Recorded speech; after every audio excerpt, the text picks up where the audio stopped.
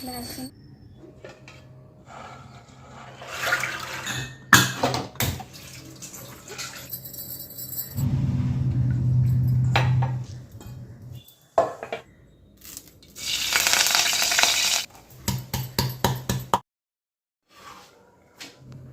Hello అండి. ఎలా ఉన్నారంతా?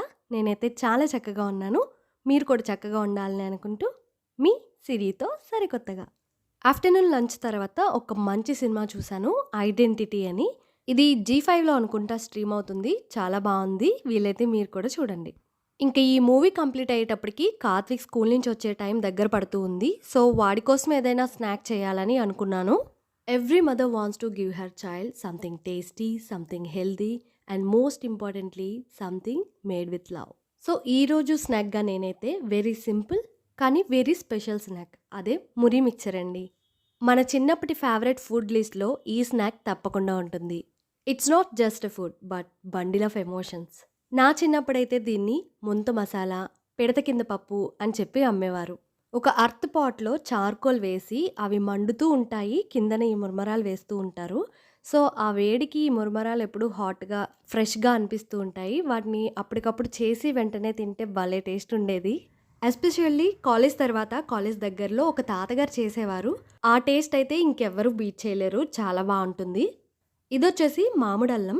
ఇప్పటికీ కూడా బీచ్ సైడ్ రోడ్‌లో చేస్తున్నప్పుడు మనం చూడొచ్చు. మామిడల్లం చేస్తారు మురి మిక్చర్. దీని టేస్టే వేరుగా ఉంటుంది. ఇది వేసినప్పుడు ఆ మిక్స్చర్ టేస్ట్ కూడా చాలా డిఫరెంట్‌గా ఉంటుంది. ఇంతేనండి. ఆనియన్, టొమాటో చిన్న చిన్న ముక్కలుగా కట్ చేసుకొని వేసుకుంటాము. ఉప్పు, కారం, ధనియాల పొడి, చాట్ మసాలా ఇలా మనకి నచ్చిన ఫ్లేవర్స్ ఏమైనా స్పైసెస్ ఉంటే వేసుకొని యాడ్ చేసుకోవచ్చు. క్యారెట్, కొత్తిమీరతో గార్నిష్ చేసుకోవచ్చు. పల్లీలు, సేవ్ ఏదైనా సరే మన పిల్లల రిక్వైర్మెంట్స్, వాళ్ళ ఫేవరెటిజంని బట్టి చేసుకోవచ్చు. లెమన్ స్క్వీజ్ చేసుకుంటే టేస్ట్ అయితే బావుంటుంది.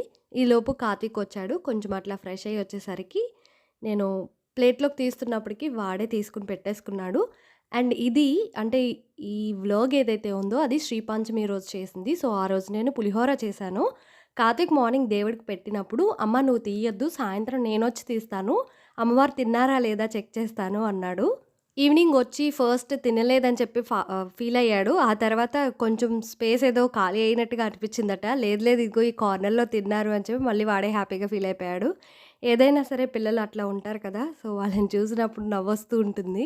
సో, ఆ నెక్స్ట్ డేనే రథసప్తమి కదా! మేమేం చేసామంటే మా అపార్ట్మెంట్‌లో వాళ్ళము పైన చేసుకున్నాము. పైనే పొయ్యి పెట్టి ప్రసాదం చేసుకొని అంటే ఆ సూర్యకిరణాలతో చేసుకుంటే మంచిది కదా! అపార్ట్మెంట్ లోపల అంటే అంత కుదరదు. సో, అందుకనే అందరం కలిసి డిసైడ్ అయ్యి చేసుకున్నాము. ఈ ఆవు పేడని కూడా పిడకలు చెయ్యకుండా అవి ఎలా వేస్తే వాటినే ఎండబెట్టుకొని చేసుకుంటే మంచిదట. సో, అవి కూడా దొరికాయి. సో, అంతా చాలా జరిగింది. ఆ రోజైతే ఎండలో చాలా ఎక్కువ సేపు ఉండిపోయాము. దట్ టూ ఆ రోజు ఎండ చాలా గట్టిగా కొట్టింది. సో, ఇంకా ఆఫ్టర్‌నూన్ కొంచెం అట్లా రెస్ట్ తీసేసుకొని ఈవినింగ్ స్నాక్‌గా కార్తీక్‌కి ఫ్రూట్ అయితే ఇచ్చేసాను.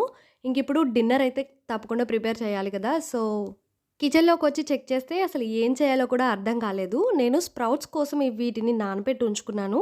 సో, వీటినే కర్రీలాగా చేసేద్దాము. కొంచెం టేస్ట్ ఎన్హాన్స్ అవ్వటానికి వీటితో పాటు పొటాటో యాడ్ చేసి చేద్దాం అనుకున్నాను. ఇంకా చపాతీ అయితే ఎవర్ గ్రీన్ కాబట్టి కార్తీక్ చక్కగా తినేస్తాడు ఏ కర్రీ అయినా సరే చపాతీతో అయితే. సో, అందుకనే అది డిసైడ్ అయ్యాను. అండ్ ఈ పక్కన సన్‌ఫ్లవర్ సీడ్స్ అవి కూడా ఎప్పటినుంచో ఉండిపోయాయి. సో, వాటిని కూడా నానబెట్టేసాను. వాటేంటంటే పేస్ట్ చేసి దాన్ని కర్రీలో వేశాను. వచ్చింది. నేను ఆల్రెడీ మొన్న చేసిన చపాతీలో తోటకూర వేసి చేశాను. మా వారు అప్పటికే మొహం మార్చుకుని తిన్నారు. ఇంక ఈరోజు కూడా ఏదో ఒకటి యాడ్ చేస్తే మార్చేస్తారు. సో, ఆయన కోసం అని చెప్పి ఇట్లా ప్లెయిన్‌గా కలుపుతున్నాను. ఏమీ యాడ్ చేయట్లేదు. బట్ రెగ్యులర్‌గా నా వీడియోస్ చూసే వాళ్ళకి అర్థమవుతుంది. చపాతీ పిండిలో నేను ఏదో ఒకటి మిక్స్ చేసేస్తూ ఉంటాను. క్యారెట్, బీట్రూట్, పాలక్ ఏదైనా సరే యాడ్ చేస్తాను. బికాజ్ కార్తీక్ ఆహ్, ఆ వెజిటబుల్స్‌ని రాగా తీసుకోవడం అనేది జరగదు. కాకపోతే ఇలా చపాతీతో మిక్స్ చేసినప్పుడు అది ఈజీగా వెళ్ళిపోతుంది వాడి బొజ్జులోకి. సో, అందుకే నేను అలా చేస్తూ ఉంటాను. ఇంకా కర్రీ విషయానికొస్తే స్పెసిఫిక్‌గా ఒక ప్రాసెస్ అంటూ ఏముండదు. యాక్చువల్లీ కిచెన్ ఒక ల్యాబ్ లాంటిది. మనం అందులో ఎన్ని ఎక్స్‌పెరిమెంట్స్ చేసి, ఎన్ని ఫెయిల్ అయ్యాము, ఎన్ని సక్సెస్ అయ్యాము అన్నది ఇక అప్ టు యూ అనమాట. మనం ఏది చేయగలిగితే అది చేస్తాము. సో, కర్రీ ప్రాసెస్ మాక్సిమం అన్నీ ఒకలాగే ఉంటాయి. అవే ఉల్లిపాయలు, అవే టమాటాలు అటు ఇటు, ఇటు అటు ఏవో వేసి చెయ్యాలి. బట్ ఏదైనా ఏ కర్రీ అయినా ప్రాసెస్ అంతా సేమ్ ఉంటుంది.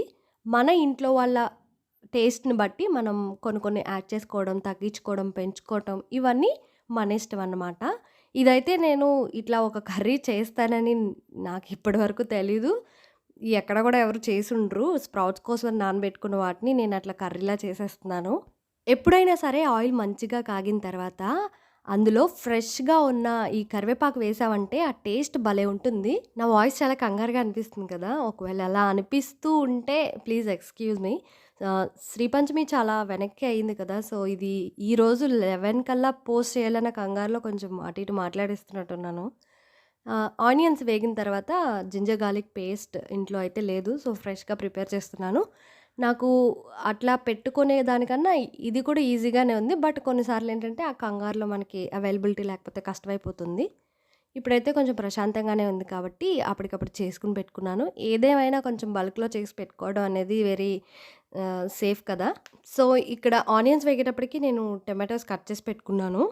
జనరల్‌గా చాలామంది నేను చూసిన వరకు ఒక పూట వండేసి దాన్నే ఆఫ్టర్‌నూన్, నైట్‌కి కూడా ఉంచేసే వాళ్ళని చూసాను నేను. ఎర్లీ మార్నింగ్ లంచ్ ప్యాక్ చేసే టైంలో కుక్ చేసేయటం. దాన్నే లంచ్‌కి అండ్ దాన్నే డిన్నర్‌కి కూడా త్రూఅవుట్ ద డే తీసుకోవటం అని నేను చూసాను. అంటే రోజులో ఒక కర్రీ చేశామంటే ఆ రోజుకి అదే కర్రీ అన్నట్టు. అంతేగాని లంచ్‌కి ఒక కర్రీ, డిన్నర్‌కి ఒక కర్రీ ప్రిపేర్ చేసి అంటే అంతలా ప్రిఫర్ చేసేవాళ్ళు చాలా తక్కువ మందుంటారు. ఇక్కడ మా హస్బెండ్ గూడా అంతే కొంచెం ఎప్పటికప్పుడు అంటే ఆఫ్టర్‌నూన్ తీసుకున్న కర్రీని నైట్‌కి తీసుకోవడానికి ఇష్టపడరు. అలా అని 2 పూట్ల వేరు వేరు కర్రీస్ చేద్దామన్నా చాలా సెలెక్టెడ్ కర్రీస్ ఉంటాయి వాళ్ళు తినేవి. అందుట్లోనే పొద్దున, సాయంత్రం చేయాలంటే చాలా కష్టంగా అనిపిస్తుంది. అన్ని రకాలు తినేవాళ్ళు ఏ కర్రీ అయినా తినేసే వాళ్ళతో పెద్ద గొడవ ఉండదు. 2 పూట్ల ఏంటి 3 పూట్ల కూడా ఫ్రెష్‌గా చేసి పెట్టొచ్చు. బట్ ఇలా సెలెక్టెడ్‌గా తినే వాళ్ళతో మాత్రం చాలా కష్టం. కొంచెం పొటాటో కర్రీ అయితే తింటారు కాబట్టి ఇట్లా పొటాటో వేసి ట్రై చేస్తున్నాను. స్ప్రౌట్స్ కోసం నానబెట్టుకున్న ఈ బఠానీలు అవి ఏవైతే ఉన్నాయో వాటిని కుక్కర్‌లో పెట్టేసాను కదా! సో, అవైతే మెత్తగా ఉడికిపోయాయి. వాటిని కూడా తీసుకొచ్చి కర్రీలో వేసేసాను. నా వరకు అయితే కుకింగ్‌ని కష్టంగా నేనైతే ఫీల్ అవ్వను. కుకింగ్ ఈజ్ ఎ థెరపీ అన్నట్టుంటుంది నాకైతే. రోజంతా పనుల్లో బిజీగా గడిపిన తర్వాత ఒక చిన్న విరామంలాగా అనిపిస్తుంది కుక్ చేస్తూ ఉన్నప్పుడు. ఇంకా వంట అవుతూ ఉంది. జనరల్‌గా వంట అయిన తర్వాత ఎప్పుడు కిచెన్ క్లీన్ చేయటం అనేది అలవాటు కదా! సో, ఈ పక్కన వంట అవుతూ ఉంది. ఈలోపు నేను డిషెస్‌ని క్లీన్ చేసేసానంటే సగం పని అయిపోయినట్టుగా ఉంటుంది. ఎప్పటికప్పుడు పడిపోతూ ఉంటే అట్లా క్లీన్ చేసేస్తూ ఉంటే తొందరగా అయిపోతాయి కదా! A clean space brings a peaceful mind అని చెప్పి ఎంత అలసిపోయినా సరే నా మనసుకి నేను గుర్తు చేసుకుంటూ ఉంటాను. అంటే like if you can stay consistent in little things success in bigger things will follow కదా! సో, అట్లా కర్రీ చేస్తూ చేస్తూ మధ్య మధ్యలో అయితే గిన్నెలు క్లీన్ చేసేసుకున్నాను మొత్తానికి. అండ్ ఇక్కడ కర్రీ చివరికొచ్చేస్తుంది. సో, దీన్ని వేరే స్టవ్ మీదకి షిఫ్ట్ చేసేసి ఇక్కడైతే చపాతీ కోసం నేను పాన్ పెట్టేసుకున్నాను. సో దట్ ఇటువైపు అయితే నాకు చపాతీలు చేసుకోవడానికి చాలా కంఫర్ట్‌గా ఉంటుంది. ఇక్కడ నాకు ఈ ఫస్ట్ చపాతీ ఎందుకో అసలు సరిగ్గా రావట్లేదు. ఇది చూస్తూ ఉంటే నాకొక మాట గుర్తొస్తుంది. నిజానికి నేను రెగ్యులర్‌గా చపాతీస్ చేస్తూ ఉంటాను. ఇక్కడ రాలేదు అంటే దాని అర్థం నాకు రాదని కాదు కదా! Life is like making chapatis. కొన్నిసార్లు అవి రౌండ్‌గా, పర్ఫెక్ట్‌గా వస్తాయి. కొన్నిసార్లు రావు. But what matter is that we keep rolling, keep trying, keep learning. లైఫ్ కూడా అంతే కదా! ఏదైనా అడ్డంకులొచ్చినా కూడా మనం ఎదగడం ఆగకూడదు. సో, ఎందులోనైనా మనం సక్సెస్ అవ్వలేకపోతున్నాము అంటే అది మనకి రాదు అని కాదు. అది కొంచెం కొత్త అని. సో, దాని గురించి మనం నేర్చుకొని, అలవాటు చేసుకొని, దాన్ని ఎలా అయినా సరే ప్రయత్నించి సక్సెస్ అయ్యి తీరాలి. నేనెప్పుడూ చెప్పేదే చిన్న చిన్న ప్రయత్నాలే గొప్ప విజయాలకి దారితీస్తాయి.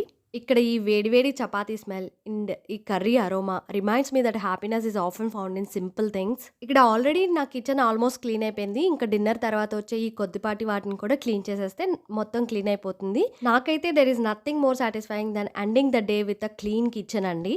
కొన్నిసార్లు ఇదంతా పర్ఫెక్షన్ గురించి కాదు, ప్రోగ్రెస్ గురించి. మరి మీ నైట్ రొటీన్‌లో మీకు బాగా నచ్చిన అలవాటేంటో నాతో కామెంట్‌లో తప్పకుండా చెప్పండి. So this is for today అండి. Thank you so much for watching. Please give your thumbs up to show your love. Bye by.